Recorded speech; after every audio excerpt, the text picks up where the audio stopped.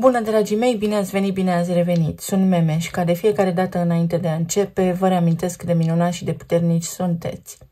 Vin astăzi alături de voi pentru a vedea ce ne spune energia în zilele ce vor urma.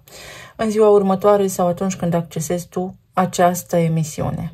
Ia de aici, te rog frumos, informația care rezonează cu tine, ceea ce se aplică pe situația ta actuală de viață.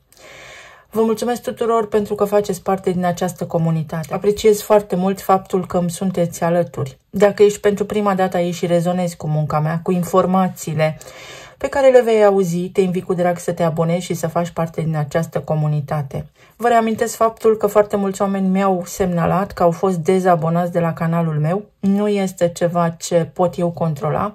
Sunt probabil chestii tehnice de la YouTube. În cazul în care ați trecut și voi prin așa ceva, vă puteți reabona. Și să nu uitați, vă rog frumos, că aprecierile voastre chiar ajută acest canal și mi-ajută mie munca în fiecare zi. Mă motivează să știu că pot ajuta și pot da la schimb informații care vă pot fi utile. Am postat ieri emisiunea și apoi m-am uitat pe internet la știri, ce se mai întâmplă prin lume și am văzut că ceea ce spusesem deja se concretizase. Eu filmez cu o zi, două în avans, depinde de cum îmi permite timpul. Am văzut și știrea că în Franța există o criză politică de mare amploare. Am văzut și că la noi în România există un protest masiv din partea profesorilor. În tot cazul, lucrurile se întâmplă, iar aici la mine pe canal veți găsi informații utile care se aplică la nivel mundan, nu doar personal. Voi gândi o structură pentru a face emisiuni care se aplică și personal pentru fiecare semn zodiacal în parte, dar și la nivel mundan, pentru că este foarte important să fim informați și să știm ce se petrece în această lume. Luați aminte, informațiile au scop informativ, eu vi le transmit pentru ca voi să fiți preveniți, pentru ca voi să înțelegeți în ce lume trăim și către ce lume ne îndreptăm. Rămânem optimiști, pentru că la noi este puterea. La nivel astrologic avem o perioadă în care lucrurile se pot schimba brusc, însă către mai bine. Poate un plan pe care ți l-ai făcut este răsturnat într-un ultim moment, dar este realmente tot răul spre bine. Poate fi o zi cu ceva dureri de cap sau cu foarte multă vorbărie, cu discuții inutile din care te poți retrage fără să dai vreo explicație.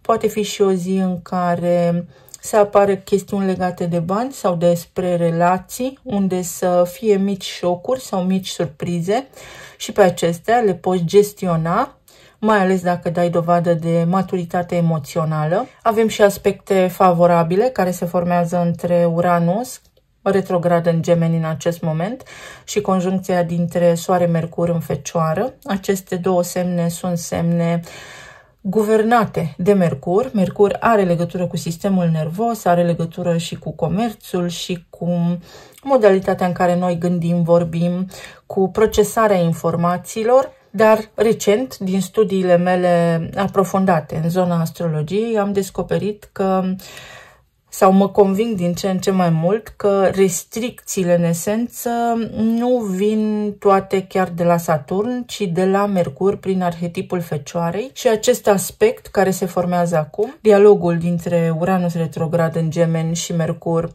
alături de Soare în Fecioară, poate fi ceva ce deblochează o situație, poate fi ceva ce deblochează o tranzacție comercială, poate fi o sclipire, o idee, o inițiativă în zona comercială, poate fi un dialog, poate fi ceva legat de acte de justiție, lucruri care se pot desfășura mai bine ca anterior.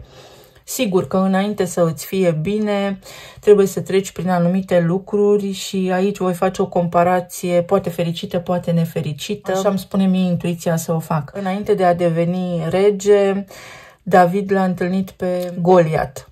Deci înainte de a ajunge la destinație, s-ar putea să treci prin anumite situații care sigur că pot părea stresante.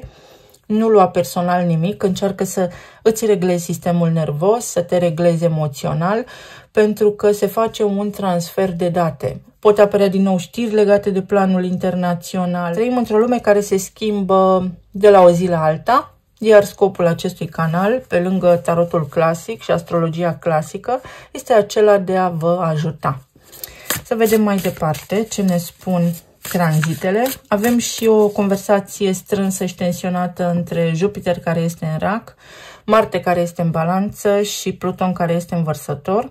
Asta înseamnă că s-ar putea să existe o tendință de a te da bătut, de a face un pas înapoi, de a sta în zona de confort, de a te simți într-o oarecare măsură dezamăgit, nemotivat, însă între contextul actual îți amintește un singur lucru. Ai toate șansele. Toată lumea are șanse egale. Să vedem. A mai apărut cartea aceasta și săptămâna trecută. Potențial, limite foarte sănătoase și indecizie. Potențialul este la tine în curte.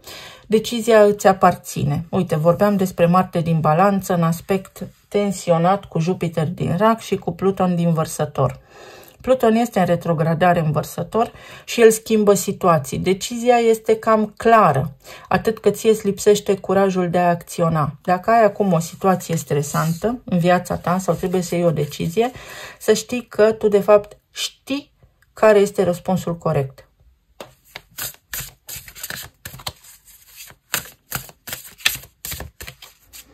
Este o imagine care arată ca o coadă de pește. Știți expresia stăm în coadă de pește? Peștele ca arhetip înseamnă prosperitate, dar și sacrificiu. Pe de o parte vorbește despre virtute, despre spiritualitate și credință la superlativ, pe de altă parte vorbește despre sacrificiu și despre a aștepta ajutor de la cineva care să vină să te salveze. Este o lipsă de împuternicire, o lipsă de putere sub arhetipul peștilor, pentru că este un arhetip al iluziei și al misterului. Asta înseamnă în felul următor: nu te da bătut, motivează-te singur, fă ceea ce ai de făcut. Mercur și Soarele în Fecioară în acest moment indică sau ne duc către practicalitate, către pas cu pas, de la zi la zi. Fă ceea ce ai de făcut. Nu te stresa să faci ceva în plus, pentru că sunt și așa zile în care lucrurile executate corect dau rezultate bune la schimb. Aici avem concentrare și eliberare. Eliberare de stres, eliberare de indecizie. Deci posibilitatea să iei o hotărâre importantă sau posibilitatea să-ți duci planurile la bun sfârșit, posibilitatea să ai o discuție cu Marte în Balanță pe zona de parteneriate de tot felul, unde sigur că poți aduce lumină și claritate în viața ta. Iar aici avem niște unelte care plantează, care îngrijesc rodul muncii tale, roadele pe care tu le-ai plantat acum ceva timp. Există o conexiune puternică între trecut, prezent și viitor pentru tine astăzi. Dacă reușești să te echilibrezi emoțional în legătură cu evenimentele din trecut, prin prezent schimbi viitorul. Deci poate apărea o schimbare în bine, așa cum deja am menționat. Avem aici încurajare, ghidare și mentenanță. Ai grijă de ceea ce ai tu deja, fără ai din ce ai.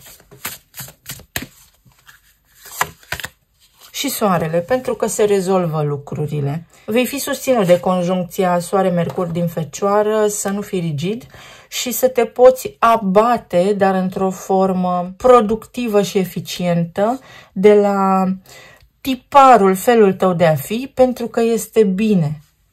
Este bine, chiar dacă în mod normal tu nu ai face ceva anume, chiar dacă în mod normal tu nu ai spune niște lucruri sau nu ai fi într-un fel anume. Este un act de curaj pentru unii dintre voi care în mod normal poate ați pleca capul sau poate nu ați vrea să faceți ceva, nu ați vrea să intrați în conflict. Trebuie să-ți porți singur de grijă. Regina de cupe, Asul de bâte, pe care l-am văzut în emisiunea pentru această săptămână, Asul de cupe, 9 de bâte, 9 de spade, 4 de cupe și 10 de monede. Este un pic de stres aici prezent în viețile noastre ale tuturor. Poate fi o perioadă în care ești pur și simplu sătul de anumite lucruri. Ești pur și simplu la un nivel de saturație maxim în ceea ce privește anumite lucruri din viața ta. și intri într-o stare de apatie, de dezamăgire, de lipsă de motivație, în timp ce energia îți spune capul sus, pentru că magnetic, prin inima ta, atragi ceea ce ți se întâmplă și, uite, ai două posibilități. Ori starea aceasta de stres, ori acest nivel de încredere suficient de multă în potențialul tău, în puterea ta de a schimba lucrurile, care te duce către împlinire, către satisfacție, către liniște în planul fizic. Vă reamintesc despre cele două eclipse care se întâmplă pe această axă foarte spirituală. Este și o axă medicală. În consecință, vă voi ruga în această lună septembrie să fiți foarte atenți la informații, pentru că s-ar putea să fie în cuptor și pun ghilimelele de rigoare ceva pregătit pentru această perioadă, pentru întreaga umanitate. Însă gândirea critică, analitică, discernământul îți vor fi de mare ajutor sau ar trebui să-ți fie de mare ajutor să nu fii naiv, să nu crezi într-o poveste cu eroi și răufăcători. S-ar putea ca unii dintre voi să vă lămuriți cu privire la o persoană importantă din viața voastră, care ori v-a respins, ori este lipsită de motivație, ori este foarte stresată. Este ca și când voi vă doriți ceva și tot nu obțineți un rezultat acolo. În acest context, în cazul în care treceți prin așa ceva și aveți destul de multe complicații sau există discuții recurente cu cineva anume, energia ne transmite să ne liniștim, pentru că s-ar putea unii dintre voi cu partenerii de viață stabili să aveți acest stres continuu care se tot produce în viața voastră, dar lucrurile par să se liniștească măcar pentru câteva zile. Pentru alții dintre voi pare a fi o etapă în care v-ați săturat de singurătate sau vreți o schimbare în viața voastră care se poate produce, dar aici ne semnalează cărțile că există o rană și o frică, o teamă și foarte mult stres, foarte multe scenarii închipuite sau foarte multe scenarii din trecut pe care subconștientul vostru vi le tot plasează zilnic în conștient. În consecință, nu puteți întâlni pe cineva tocmai din această teamă. Deveniți conștienți de ceea ce spuneți. Vă dau un exemplu. Mi-a spus cineva la un moment dat, într-un comentariu răutăcios, despre ce vorbești, că nu întâlnesc pe nimeni, sunt singură de 15 ani. Nu neg și nu contest singurătatea în cei 15 ani. Însă, atâta timp cât o spunem ca și când apărăm cu mândrie statutul de om singur sau o spunem ca și un scut, eu am fost 15 ani singură, nu mai cred că se poate schimba ceva, lucrurile nici nu se vor schimba. Este ca și când te întâlnești pe stradă cu un om care îți spune, uite, sunt bolnav și începe să îți enumere afecțiunile medicale pe care le are. Inconștient, omul acela susține și hrănește energetic boala respectivă și spune tuturor oamenilor cu care se întâlnește în acea zi ce suferință are. Asta hrănește, este ca și când te-ai mândri. Uite ce am eu și nu ai tu. În concluzie, pe zona de relații se pot rezolva frumos niște situații care au fost confuze, prin decizie de moment și prin intenție bună, printr-o acțiune foarte calmă, foarte clară, foarte echilibrată emoțional. Poate fi o persoană foarte blândă astăzi, ori tu îți respingi partenerul, ori tu ești foarte stresat și primești sprijin. Atenție însă, așa cum a ieșit în emisiunea pentru această săptămână, să nu abuzeze de timpul vostru, de bunăvoința voastră, de spațiul vostru personal cineva care este inconștient și nu vede de fapt că se gândește doar la sine. O avem încă pe Venus în Leu. Venus în Leu este o energie generoasă, este o energie magnetică, sexy, dar este și vanitoasă, este și orgolioasă. Se pot lămuri niște lucruri foarte empatic, transmise într-un mod diplomat și corect, pentru că avem simbolul balanței, acolo unde avem complicații, unde avem conflicte sau unde avem supărări, lucruri care ne deranjează, pentru că putem rezolva acele lucruri. Nu există riscul să se activeze ceva care poate lua amploare la scară mai mare sau să se amplifice vreun conflict, ci din contră, să se calmeze. Pe zona planului material este o doză de entuziasm astăzi, însă vă este teamă. Ori unii dintre voi sunteți stresați pentru zona financiară, așteptați salariul, stați cu sufletul la gură să se întâmple ceva, aveți nevoie să faceți niște reparații sau se întâmplă niște lucruri la locul vostru de muncă pe care nu le puteți voi controla, ori este vorba despre o schimbare pe care vă gândiți să o faceți, dar nu aveți curaj. Iar energia vă spune că orice decizie, în esență, la bază, este bună pentru voi, pentru că este un alt tip de experiență. Însă, așa cum am deschis emisiunea, voi deja știți ceea ce este bine să faceți. Aveți mai multă încredere în intuiția voastră, pentru că toți avem. Medical vorbind, poate fi o zi cu dureri de cap. Avem luna în Gemeni, care intră în aspect destul de tensionat, cu conjuncția dintre Soare și Mercur în Fecioară. Gemenii și Fecioara, așa cum am spus, sunt guvernați de Mercur și de aici pot veni niște dureri de cap. Când lucrurile nu ne ies așa cum vrem noi, când nu apucăm să facem ceea ce ne-am propus, când gândurile nu ne dau pace. Prea multe gânduri, poate fi insomnie sau poate fi ceva la nivel medical. Poate să vă simțiți cumva diferit astăzi și să cereți o zi de concediu. Poate fi o zi în care să luați lucrurile mai ușor, pentru că nu pleacă pământul din loc. 4 de spade, uite, concediu medical este pentru unii dintre voi aici, concediu de odihnă mai este pentru unii dintre voi aici, aveți nevoie de o pauză. Pauza poate fi și de la gândurile voastre, să vă retrageți dintr-un loc sau să vă retrageți dintr-o discuție care nu vă este benefică, să ignorați ceea ce nu este benefic pentru voi astăzi și să vă vedeți de alte lucruri, să vă direcționați atenția către ceva optimist, fericit, pentru că aici sunt niște propuneri, aici este un început. Vă reamintesc despre răscrucea destinului, despre această perioadă dintre eclipse în care lucrurile se întâmplă. Pe de altă parte, puteți încasa niște bani, se deblochează niște lucruri la nivel financiar și se deblochează niște lucruri și în general în viața voastră. Încep lucrurile să se miște puțin. Pentru alții dintre voi este un stres pentru că sunteți într-o perioadă de lipsă contact. Nu ne-am auzit, nu ne vedem, nu știu ce simte, nu știu ce face.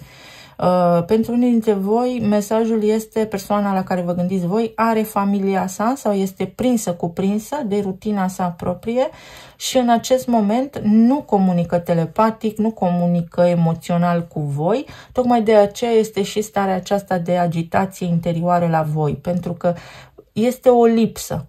Lipsa aceea se poate umple cu activități zilnice de iubire de sine, de la voi pentru voi. 6 de cupe, o regenerare, o nouă încercare. Aveți grijă unii dintre voi pentru că s-ar putea ceva ce a tot fost stricat să se strice din nou. Pot apărea niște nevoi de reparație a unor lucruri care vi se tot strică.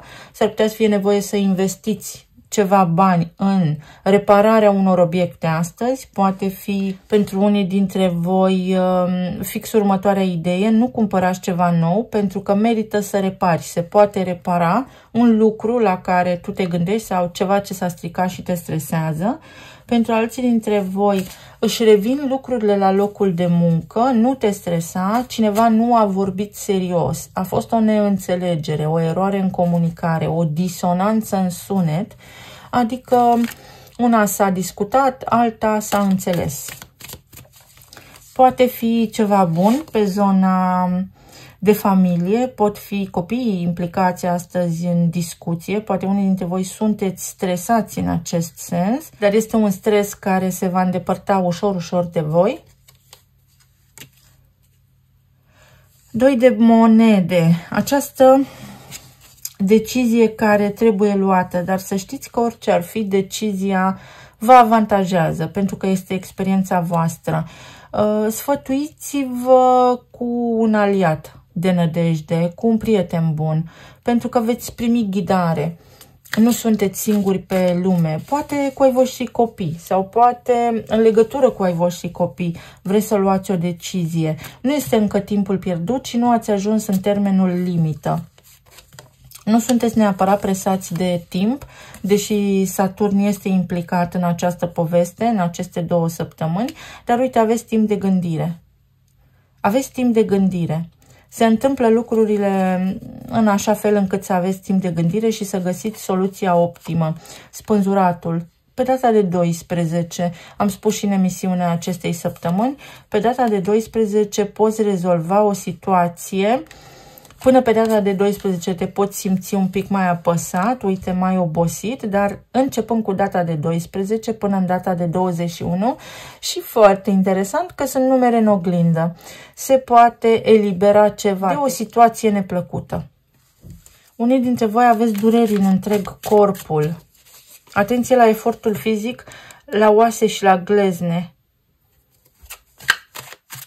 Este Pluton în retrogradare în Vărsător, este Saturn în retrogradare, el guvernează sistemul osos, deci poți simți, mai ales că a retrogradat în Pești, care este semnul izolării, semnul spitalelor. Saturn, vorbeam despre el.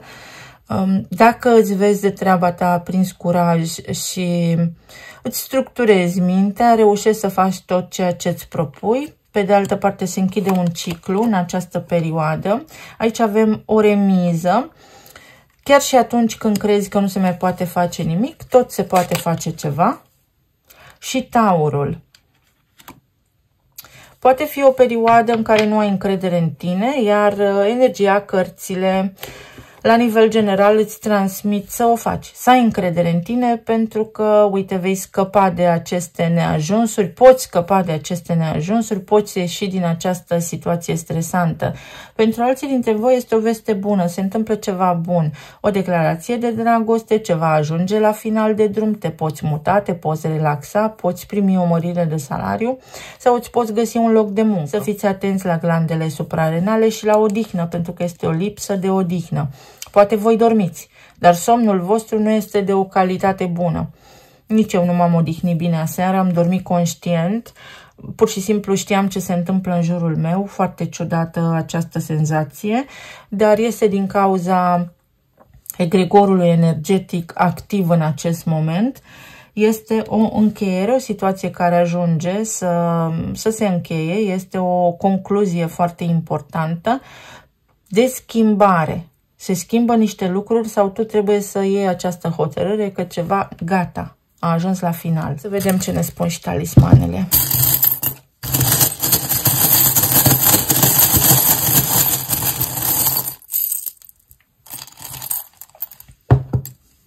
Uite, ajutorul tău vine din intuiția ta, ai încredere pentru că te eliberezi, reușești.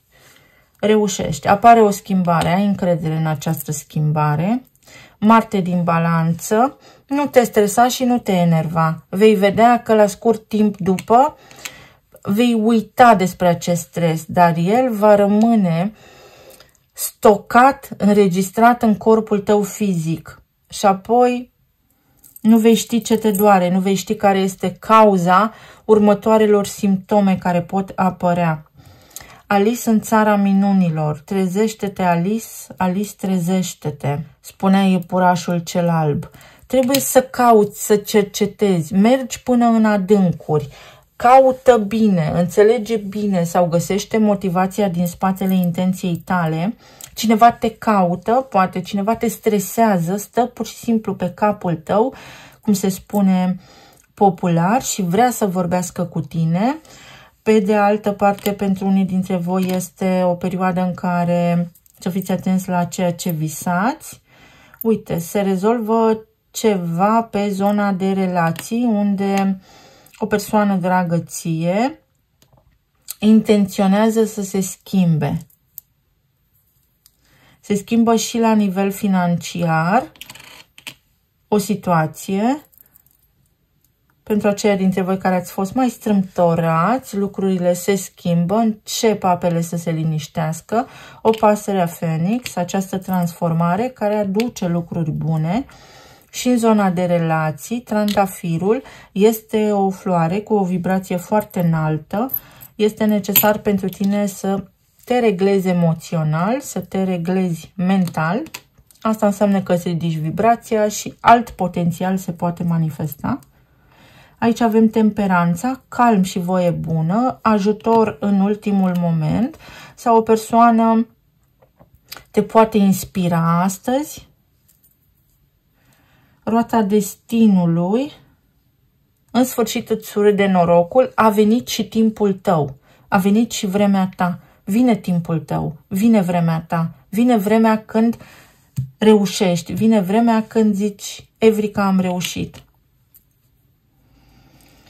Să fiți atenți pe zona de cardiologie, să nu vă supărați. Uite, pentru unii dintre voi, dacă aveți de făcut ceva intervenții chirurgicale, acestea sunt ideale, într-adevăr, după luna plină, pentru că nu există riscul de complicații, de hemoragie internă, luna fiind în descreștere.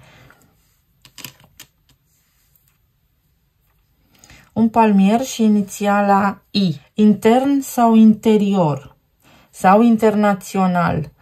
Poate fi o perioadă în care lucrurile se relaxează sau a venit vremea să te gândești și la tine, să spui și eu. În această alianță, în acest parteneriat, până acum doar eu am încercat să repar lucrurile și m-am epuizat energetic.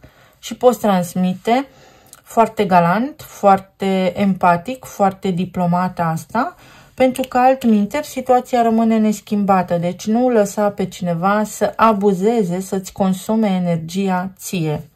Vă mulțumesc frumos, vă doresc să aveți o zi minunată, să fiți bine oriunde v-ați afla în această lume, sănătoși și iubiți și să ne reauzim cu bine data viitoare. Pa, pa!